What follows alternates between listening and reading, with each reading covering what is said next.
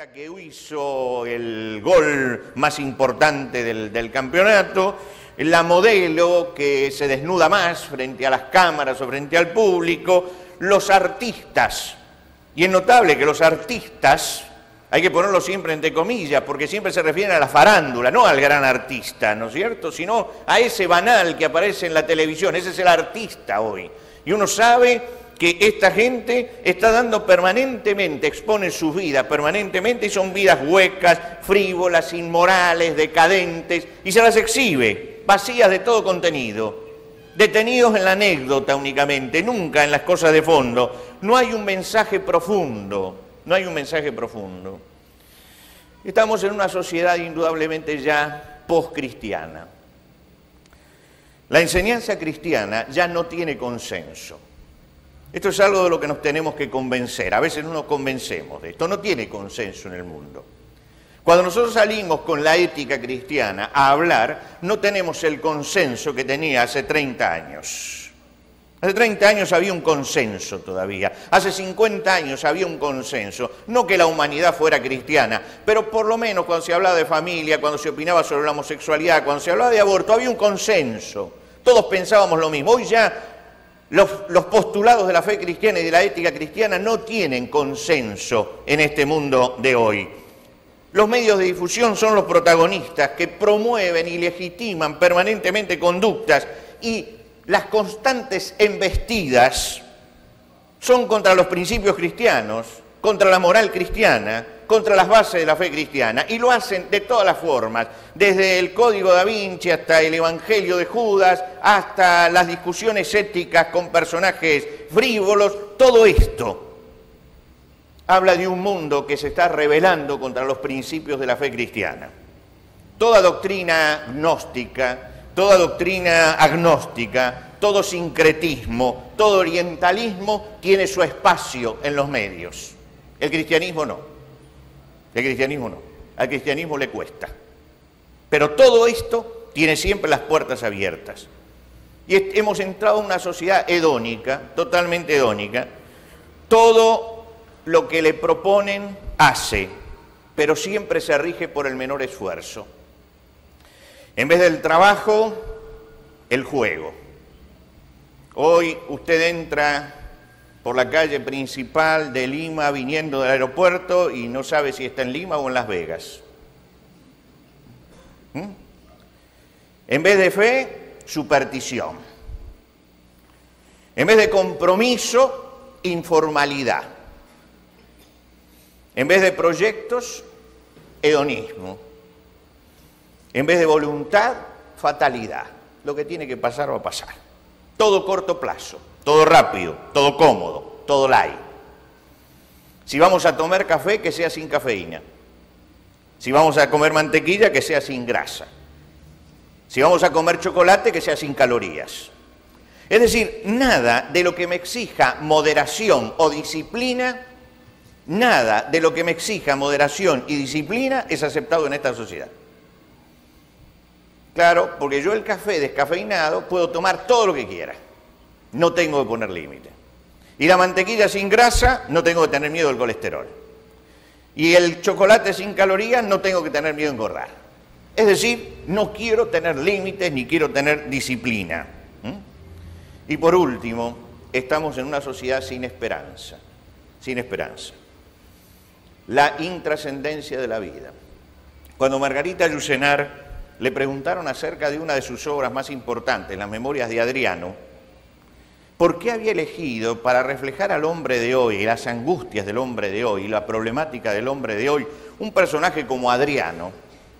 ¿Por qué se fue tan atrás en la historia? ¿Por qué justamente él y no otro? Ella dio una respuesta muy interesante. Ella dijo que ella estaba buscando en la historia algo que pudiera ser el reflejo del hombre de hoy, de cómo piensa, de cómo siente, de cómo vive. Y ella dijo, había que buscar un hombre que estuviera cuando los dioses habían ya muerto y Cristo no había nacido todavía. Es decir, sin ningún sostén. Y ella siente que Adriano, que descree de sus dioses, pero que está antes de Jesucristo, muestra justamente la crisis del hombre de hoy. Ya en la década del 70, cuando Federico Fellini quiso hacer una obra reflejando la sociedad que él tan bien pintaba en su film, eligió el Satiricón de Petronio, es decir, eligió una imagen de la decadencia, de la idolatría del pasado. Eso era lo que mejor reflejaba al hombre de hoy. Estaba reflejando un mundo postcristiano. Margarita Yourcenar estaba reflejando un mundo postcristiano. Y entonces llegamos a lo que es el planteo de hoy. ¿Qué hacer frente a esta sociedad? ¿Cuáles son las cosas que tenemos que hacer frente a este mundo que tenemos hoy? Elegí el mensaje del profeta Jeremías porque creo que es el más pertinente para este momento. Es el mensaje del pueblo de Dios cautivo en Babilonia. Llegaba al cautiverio en Babilonia. Hasta ese momento él había tenido organizado su culto, él tenía allí su templo, él iba al templo y podía adorar a Dios en el templo, estaba dentro de su cultura, toda la gente que estaba alrededor pensaba igual, pero ahora han sido trasladados a Babilonia. Y Babilonia es el otro mundo, es el imperio pagano decadente, es el imperio gobernado por la idolatría, es el imperio entregado a la inmoralidad. Y yo siento que nos representa.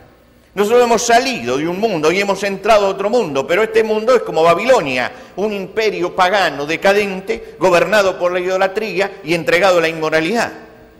Y ellos se plantearon lo mismo que nos planteamos nosotros, ¿qué hacer?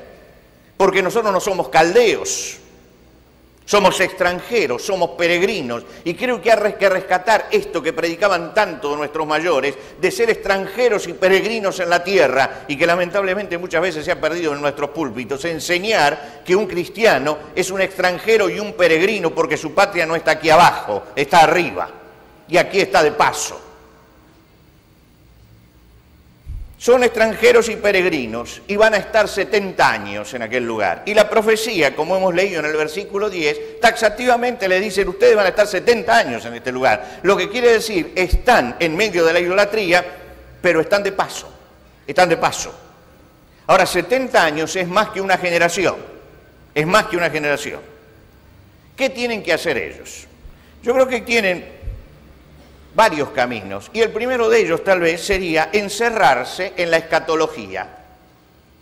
Decir, bueno, en 70 años nos vamos, esperemos los 70 años.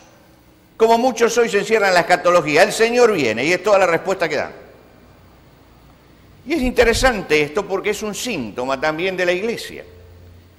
Por supuesto que la escatología es importante, y la escatología es la base de nuestra esperanza, lo que nosotros esperamos. Pero muchos se abroquelan en la escatología pensando que no hay que hacer nada, hay que esperar al Señor y hay que discutir cómo van a ser los sucesos, y metidos en los sucesos de la escatología crean algo así como una ciencia ficción evangélica. Ellos podían en ese momento decir, bueno, cuando nos vayamos edificaremos un mundo mejor, nos espera nuestra tierra nuevamente, el refugio escatológico. O podían crear una torre de cristal y aislarse de la realidad y convertirse en los místicos. Pero ahí aparece la palabra del profeta Jeremías, y el profeta Jeremías le dice, no se dejen ganar por el desánimo, ni entren en ninguna de estas posturas extremas. No tengan actitudes antisociales porque estén en una sociedad pagana. Él les dice, construyan casas y establezcanse. Planten árboles frutales y coman su fruto.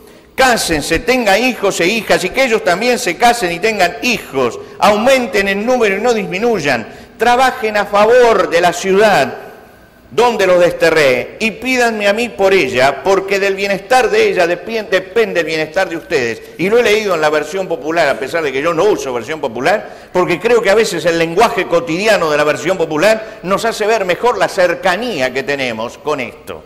Él le dice, miren, ustedes tienen que ser una influencia decisiva, pero no pueden entrar a la ciudad con una actitud meramente destructiva. Ustedes tienen